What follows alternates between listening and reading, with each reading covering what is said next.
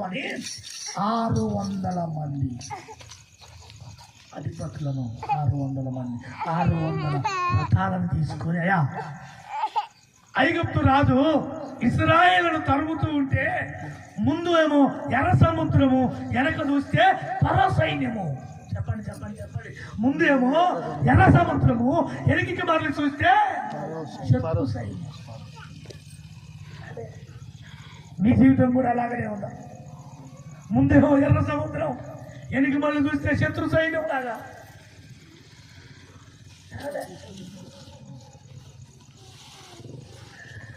ఎటు చూచినా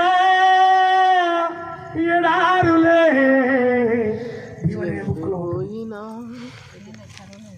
బతుకుల బతుకు గతుకుల మార్గం.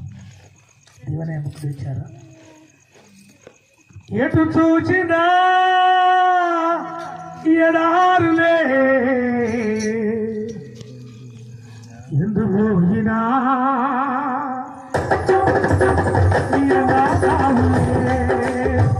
ఎటు చూసినా ఎడారులే, ఎందు పోయినా ఎడారులే.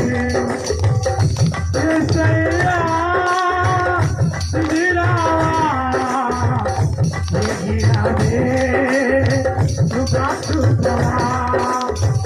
అతుకులా బతుకులు అతుకులా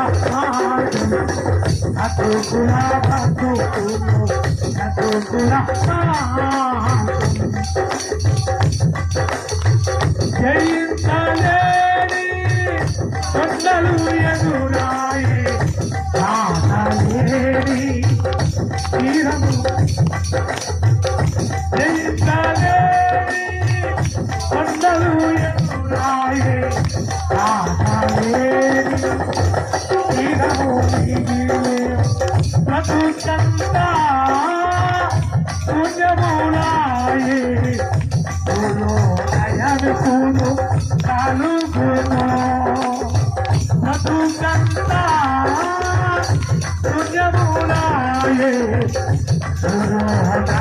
పూలు కాలుగును. అతుకులా బతుకులు అతుకులా అతుకులా బతుకులు అతుకులా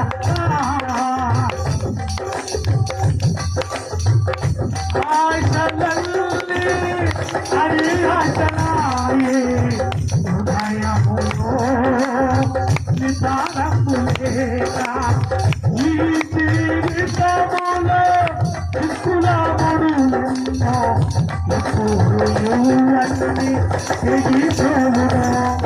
హల్లెలూయా. ఏదన్నా ఈ జీవితములో లేదా పాట, ఈ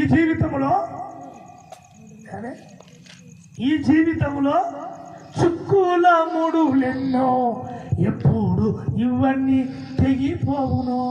ఆశలన్నీ అది ఆశలాయే, హృదయంలో నింపడం లేక ఆశ పెట్టుకుంటే ఆశకు నిరాశ అయిపోయింది. రాత్రి దేవుని బిడ్డ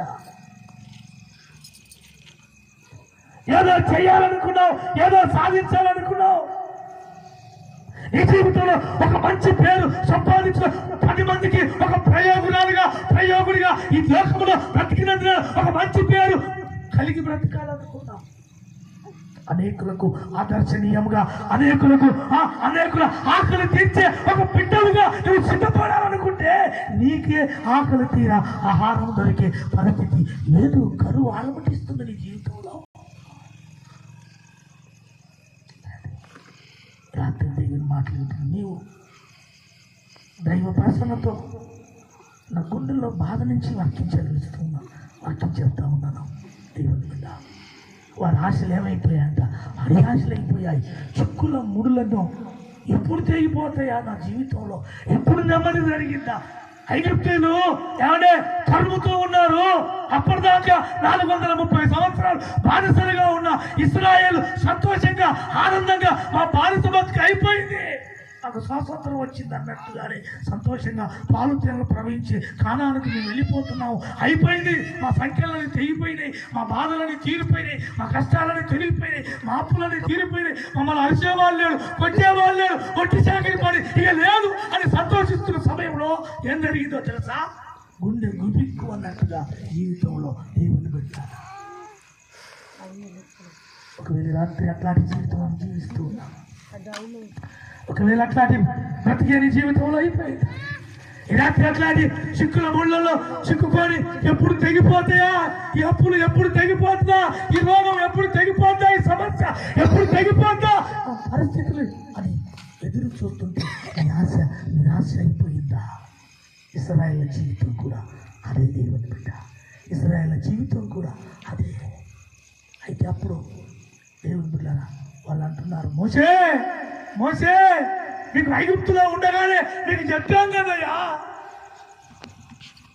మేము ఐగుప్తులోనే మాకు సమాధులు కావాలి, మేము ఐగుప్తులోనే మనం చచ్చిపోతామని మీకు చెప్పాం కదా. మమ్మల్ని ఇంత దూరం తీసుకొని వచ్చి మమ్మల్ని ఈ అడవిలోనే